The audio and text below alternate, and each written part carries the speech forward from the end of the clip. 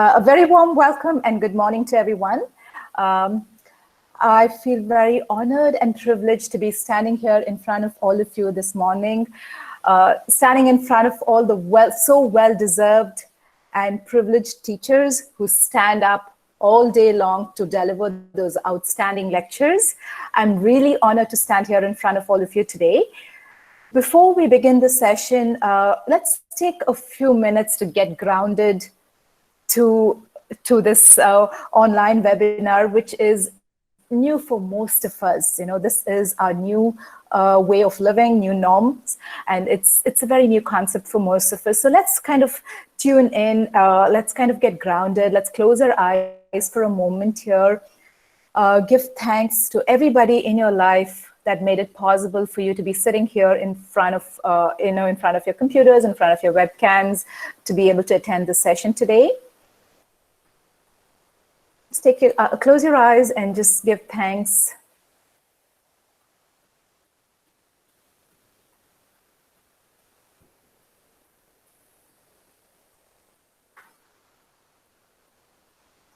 I would like to extend my heartfelt gratitude to the management of Bala institutions, to the principal sir, to Kavya ma'am, for all of you for having me here and giving me this opportunity to talk to you about the changing landscapes of education system and how we as education professionals can support the well-being of our students as well as our own mental well-being in these tough times of the COVID. So educationists around the world have really made use of these challenging times to create an opportunity, keeping in mind the needs of the students and how nourishing the education needs to be. So they have taken all their classes into online, remote classes. So most of you, I'm sure, have been started to give online classes. Online classroom is a very new norm for a lot of us here. So an online classroom is not about bringing a professor and having him stand in front of a camera and having him deliver a lecture. It is not about that. An online classroom is a classroom which is with very unique needs and diversity.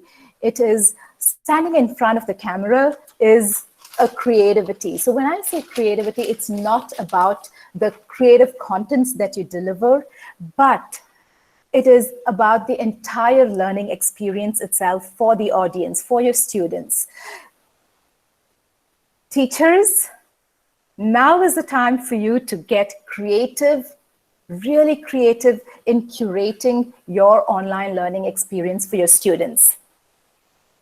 The synergy between learning and positive emotions argue that teachers have to start using the skills of happiness in their learning, along with their learning and teaching of their content to their students, if you want to deliver a successful content online. It is very challenging than your traditional modes of delivering a content to a student where you have them physically present in front of you.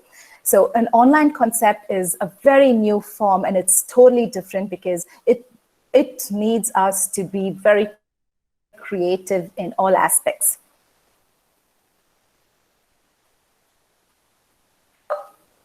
And for the developing minds of the 21st century, content is not very important. We all know there is ample amount of data that is available in the World Wide Web, and we don't need teachers. The students really don't need the teachers to deliver them the content. Have you thought about that? Students don't need the teachers to deliver them the content. That is the reality of the world today. But teachers are so very much needed. They're needed even so much in today's day, wherein we want teachers to bring about the curiosity in your students, bring about the grit, the perseverance, tune into each of your students, and see what they're passionate about and bring out their passion and their talents to the world. And so that's exactly what we want the teachers to be doing, is bringing out the talents of the students that they interact with. And this is going to be a real challenge if the interaction is going to be online, because you're really not experiencing what's going on for them in the comfort of their homes, right? So you don't know how it looks for them behind their screens. So it is a very challenging atmosphere right there. How are we going to do this? How are we going to tap into the deep potentials of our students when we have our classes online? We can do this by using positive psychology, by bringing in positive psychology in all your online lessons, in your content delivery, in your lectures. The method of integrating positive psychology into your lectures. So we were just talking about what the students of the 21st century really need from the teachers, especially considering the fact that the modes or the landscape of education is going online. With that of the COVID, we have, as of today, we don't have a cure, and the only cure known is containment, which means things are very uncertain, and online is a way to go for right now. For us, nobody knows when. So teachers, now is the time for you to get really creative about curating your online content, because the synergy about learning and positive emotions say that teachers need to inculcate the skills of happiness along with their content delivery when they offer online sessions, because we really don't know what mindset the student is at behind the camera, and there needs to be a lot of positive psychology there for the student to really be tuned in to the lectures that you're offering online. Like we talked about, for the developing minds of the 21st century, content is not important.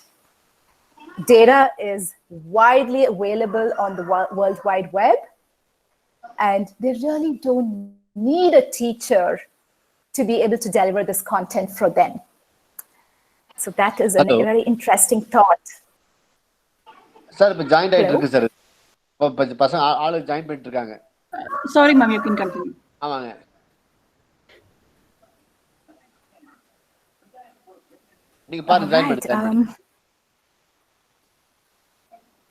Start பண்ணாங்க 3P start பண்றாங்க. Okay okay இல்ல sir, இப்போ நீங்க join பண்ணுங்க. ஒரு ஆள் தான் operate பண்றாங்க சார், பாருங்க.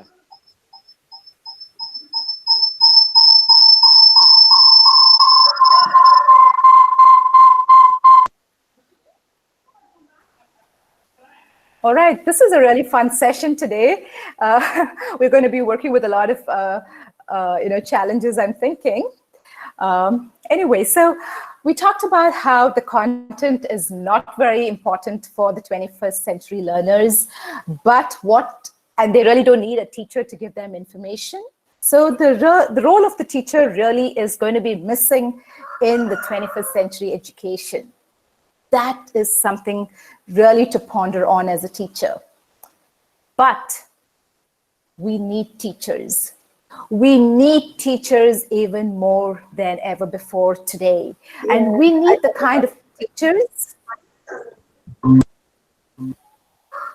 We need the kind of teachers who can inculcate curiosity in the minds of your students, bring about their grit, their perseverance, and also fine-tune in the passion of the students. Find out what their passion is and bring that out to the world, bring out the talents to the world. So that's the kind of teachers the world needs today.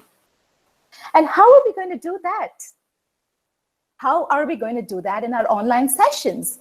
We're going to using positive psychology with your lectures. We can tune in to creating curiosity in the minds of his students and keeping them engrossed. So a little bit research from online education, where courses that offer online education has shown over and over again that when you use positive psychology along with your mode of delivery and lectures and online education, what happens is it improves the student engagement in the lessons. And the students really stay optimistic. They do not give up. They are optimistic about learning what you're offering them. It also delays the gratification. It strengthens their willpower, and more so over, it builds meaningful social distancing relationships, which is so much needed for us today. It builds positive psychology integrated into your learning module, or the delivery of your online delivery model, increases and builds the meaningful social distancing relationships, because most of us are isolated right now. A lot of people are going through depression, anxiety, and feeling let down. And so this positive learning environment is engaging, it is meaningful, and especially what it does, it inspires reflection from the student on their strengths in learning to learn. So when they come to this positive, healthy environment, students actually are inspired to reflect on their strengths, on their own strengths in learning to learn, because they're going to be learning in their own unique ways. And what it does for the teachers, what does an online learning platform, what it offers to a teacher is, it brings out your total potential, your innovative teaching ideas, because you need to have innovative teaching ideas to be able to deliver online lectures. And when you tap into your innovative, unique ideas, it improves the overall communication and relationship between the student and the teacher. So your communication barriers are bridged. You have a better communication with your students, and you're able to deliver your message in the right way, and the student is able to receive it on the other end in the right way. And for teachers, you can augment your online lectures by using technology to augment it, by using visual props and audios and whatever that you want to facilitate or to augment this presentation online.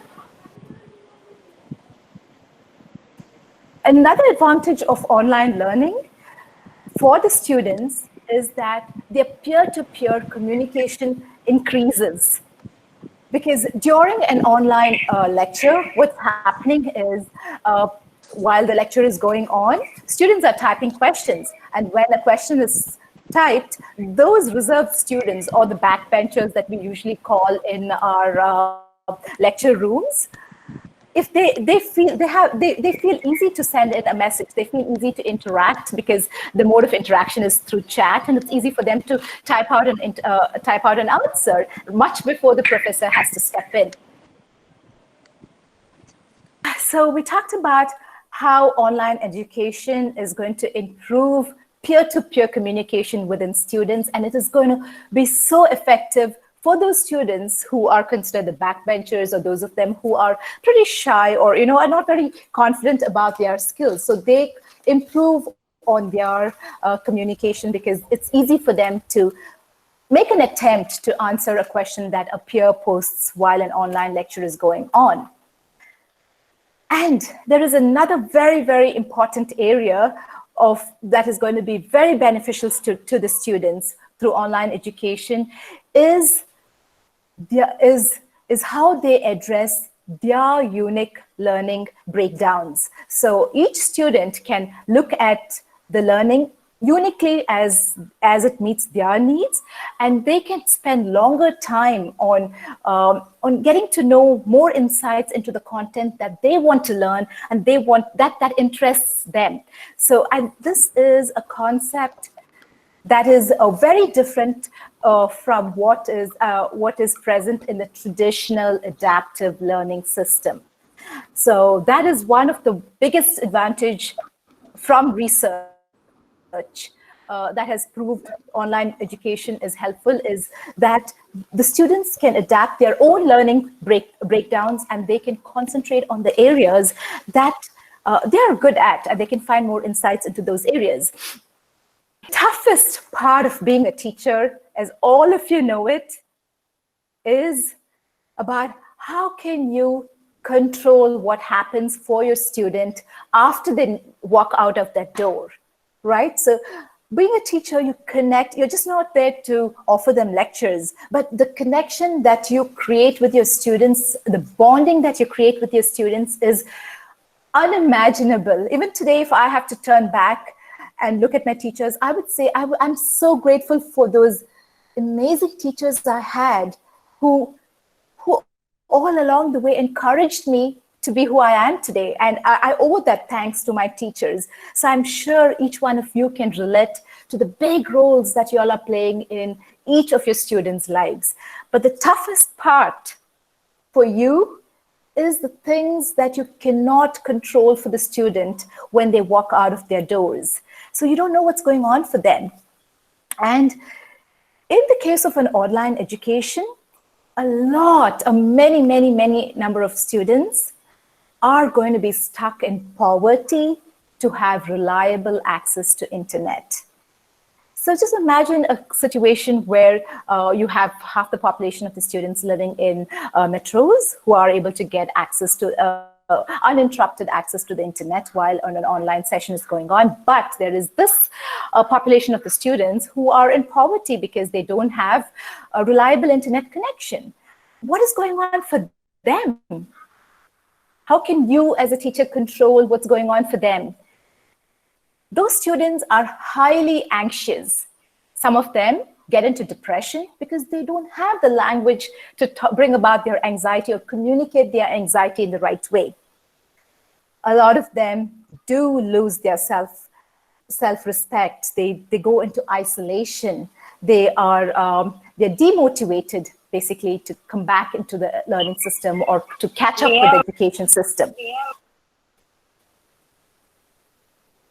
And these students are going to start feeling a major strain on their self-confidence.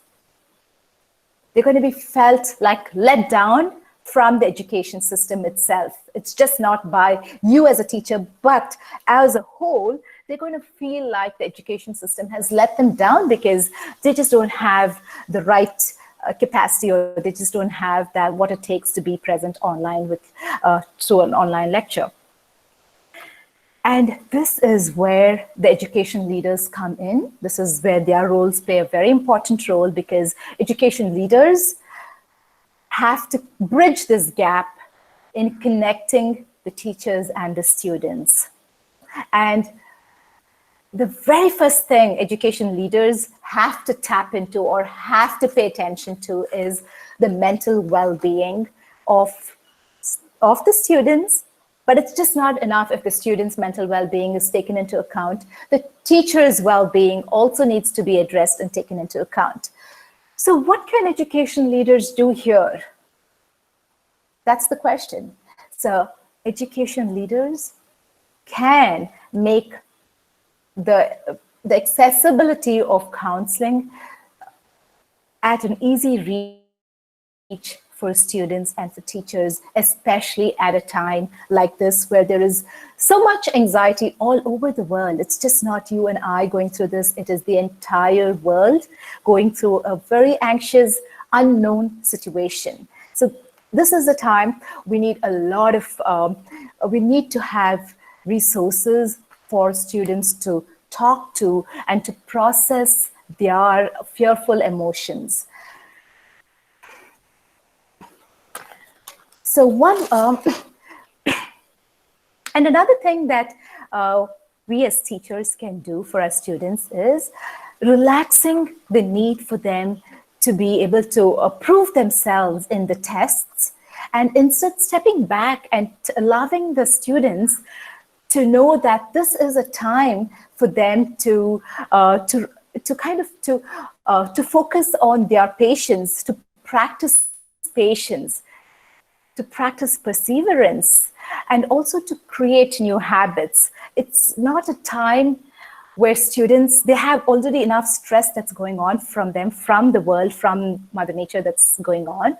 So we as teachers can give them that relaxed, or just bend the rules so that they can just focus on building themselves up from internally, or focusing on what are the new skills that they need to learn to get out into the world or into the job market later on, and let them do it at their own pace of time, because it is a very challenging time right now. And another very important area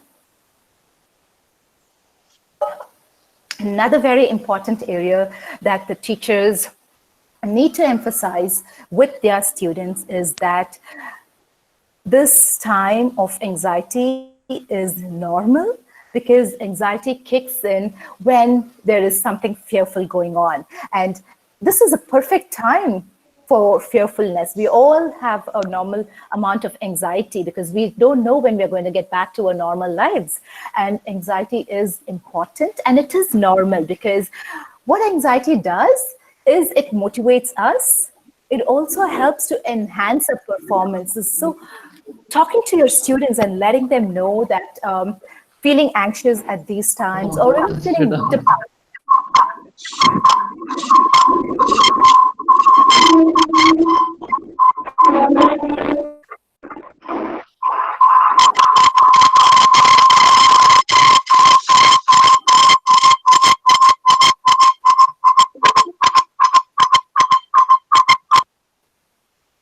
Okay, so thank you for muting the music in the background. So we were talking about how important it is for you teachers to talk to your students about the importance of having a normal amount of anxiety during these times.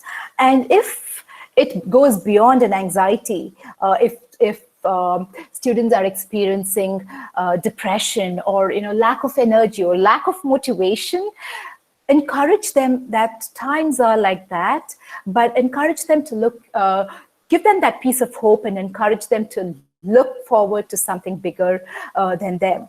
So that is something that you can keep inspiring and keep talking to them about, that things will change, keep the hope up. And also let them know that anxiety, a little bit of anxiety helps us to know ourselves better. It not only helps us know who we are, but it also helps us to know the other people that we're interacting with at a very deeper level. So anxiety is welcoming, but it can become a problem if the anxiety is constant and recurring, and if it is interrupting with your day-to-day lives. It is a time that you seek some professional help. Talk to the students. Tell your students that what they can do at this time, a time like this where we have no idea of what tomorrow is going to look like for any of us. Talk to them and remind them to focus on only the things that they can control. Ask them to walk away from those things that they have no control of. Because when you focus on the things that you can control, you can keep a positive mindset and a healthier mental well-being. Now the teachers. Teachers, you are the ordinary individuals. Every teacher is this ordinary individual who transform the lives of the next generation into these extraordinary human beings, right? So teachers are just ordinary people, but you have the power, or you hold the power in your hands to transform the next generation into extraordinary human beings. So how are you taking care of your mental well-being? How often as a teacher, have you felt that you don't want to enter that class? How often have you felt so drained of your energies to be able to deliver that lecture? How often are you waiting for the end of the day so that you can just have a moment to take a deep breath? I know being a teacher is really hard. So how are you taking care of your mental well-being is the question. Because your mental well-being influences the students that you work with. They are going to sense that. It's going to influence the quality of your lectures. It is going to show in all the areas of your life. So I want you to just spend a quiet moment right here. Close your eyes. All the respected teachers and professors and principals, just close your eyes here for a moment.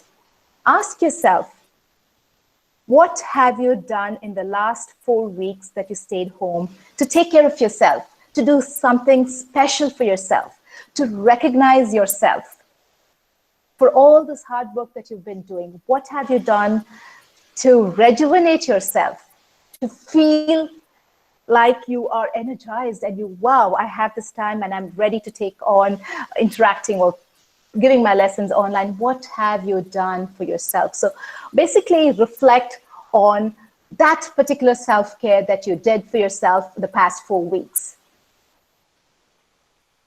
And those of you who raise your hand saying, yes, I did take care of my self-care in the last 4 weeks, and I feel very proud of that. Give yourselves a very good hand, because as teachers, we really need self-care, and that is like a very, very important thing for our well-being and for the people that we interact with. So, do you know that the concept of good teaching is no more about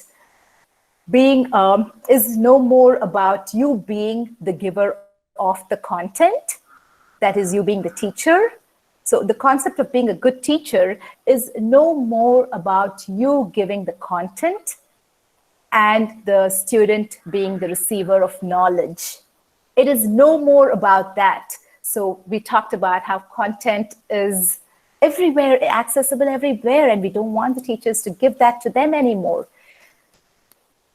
The concept of a good teacher in the 21st century is someone who is collaborative, who uses creative thinking, critical thinking, communication in their mode of lectures or in their mode of transferring their information.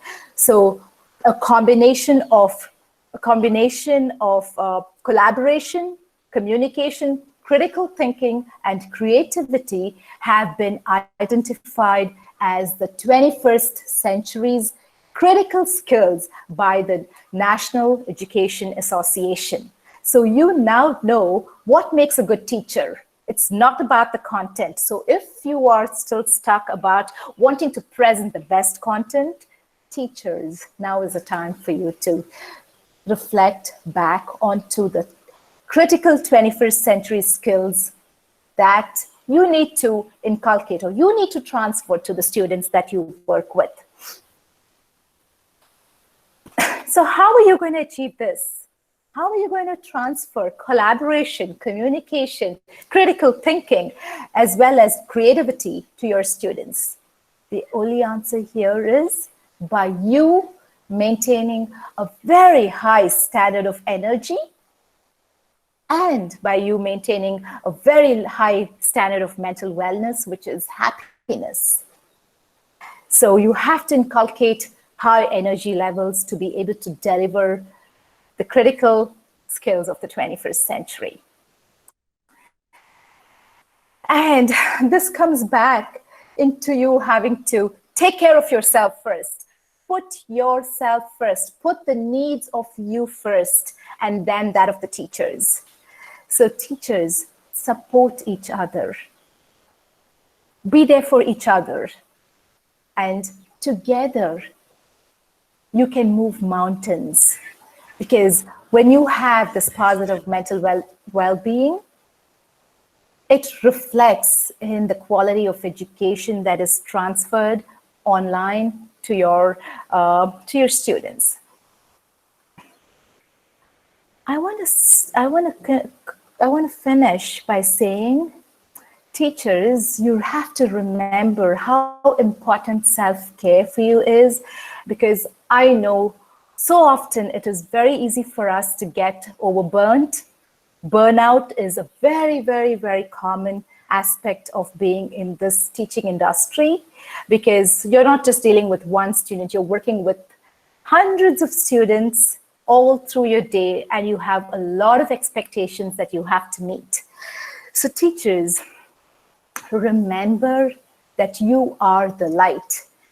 And this is the most important aspect of you, of your life. So you are the light, and this is the most important aspect of your life. So protect it, take care of it, shield it, and only then can you shine bright in those lives that you touch. So before we conclude here, let's do some kind of an energy practice that kind of helps us feel a quick pickup of energy, so you know what it is to give yourself a moment of self-care. You know, a lot of us do have good practices that you inculcate in your lives, but for those of us who didn't have that luxury of bringing in self-care, let's take this few minutes here to do some self-care activity. All right, so one of the best self-care activity out there is your breath. Your breath is magical. With your breath, you can change the physiology of what's going on in your body. You can change everything about the situation that you are in just through your breath. And a very popular saying is, if one way to make love to the gods and the goddesses is using your breath. So I don't have to tell you anything more on how important your breath is. So let's do this energy practice of take your hands, take your palms together, rub them nice and strong, and like rub them really well so that you can generate some heat. So rub them really, really fast as you can to generate some heat. And once you find the heat, put them on your chest, one palm on top of the other palm. Close your eyes as you do this and inhale. So inhale so deeply that you can feel your chest expand, like your shoulders expanding and your chest expanding. So inhale really deeply. Take a nice deep inhalation. And on your exhalation, you're going to open your mouth and exhale, letting go. So you're letting go of everything that does not serve you. So maybe we've stayed home 4 weeks, or I don't know, more than that, and you're already feeling exhausted. You're feeling the tension. So let that go through your mouth as make a sign.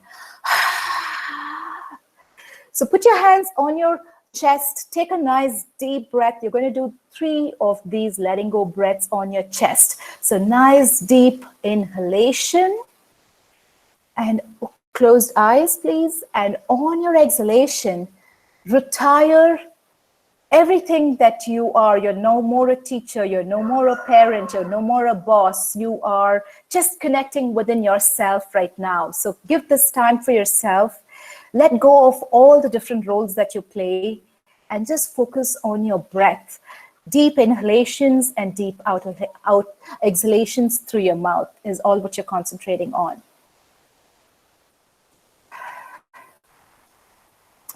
All right, so from your chest, move down to your diaphragm. So your diaphragm right here, and put your hands one on top of the other on your diaphragm and continue breathing in through your nose and exhaling through your mouth. And you can do 3 of these breaths. Inhale through your nose, slowly exhale through your mouth. And as you are inhaling and exhaling, Feel the movement of your hands. Maybe your hands go in all the way to touch your backbone, and they expand all the way out. So feel the energy movement as you breathe in and out. Now, move your hand all the way to your stomach and continue doing this inhalation and exhalation. So take a nice deep breath. Expand your stomach into a big balloon. And on your exhalation, slowly exhale and contract your stomach all the way to the spinal cord. And so do a couple more of these deep inhalations and exhalations, keeping your eyes closed throughout this practice. And what you're tuning into is your breath, your energy, and your movement. So when you kind of tune into these three things, you become aligned, your perspective. If you had a confusing perspective going on in your head, it all gets altered. It all gets a new perspective. It all becomes clear. And you can feel light. You feel like, wow, I feel refreshed. I can do anything I want. It gives you this instant boost of energy. So we're not done with this energy practice. So what I want you to do is quickly, it's like one more breath. So we're going to, again, put your hands on your chest. See if there is a disconnect between your chest, your diaphragm, and your stomach. Because what is happening is a lot of people are only breathing on your upper levels, that is on your shoulders and on your upper chest. And that reason is we are all staying home, and most of the time we are doing activities seated. So we're either sitting on the couch, we're sitting on our chairs, we're sitting on the bed. Most of us are doing work that is, asking us to be seated. So when we're sitting most of the time, we automatically tend to contract our breathing capacity, and we shrink the capacity of our lungs. And what that does is it makes our brains dull, and our brains are not very active. The brain loses its motivation. It's not feeling like motivated to wanting to do something, or it's not feeling energized. So you open your shoulders up nice and wide and feel the disconnect. So do the same energy practice on your chest. Open your chest up nice and wide, and then go down to your diaphragm. Do the breathing exercises from your diaphragm, and then down to your stomach, and see if there is a disconnect in the three energy centers of your body. And if you can integrate these three areas, that is your chest, your diaphragm, and your stomach, while breathing, you're going to be in a great state of mind. You're going to be so positive, you're going to be so energetic, and you're going to go through these tough days in a great way. So one key for you all to remember and take away is just close your eyes, every one of you, close your eyes. Visualize a beautiful baby sleeping in front of you. And this beautiful baby, it's a hot summer day in Erode or in India or wherever you are. It's a very hot summer day. And the baby is not the baby doesn't have a shirt on. And the baby is lying on its back. And you just visualize how the baby's stomach goes up. It almost touches the roof when it breathes. And on its exhalation, the baby's stomach comes down, so down that it could even touch the floor of the bed that the baby is sleeping in. It inhales completely and it exhales completely. That is the natural way we are intent to be breathing. And if we don't breathe that way, it will lead to us feeling very different in our emotional states. So I really want to take the time to say thank you to all the teachers, all the professors, principals, and all the respected people who have joined me in this session today from the luxury of your homes, sitting on your couch, and we've been able to go through this session. I hope you had something good to take away from this online session. And I would like to thank Saravanan Sir, VIT Institution, and Kavya Ma'am for helping me come and present this out to you today. So thank you very much.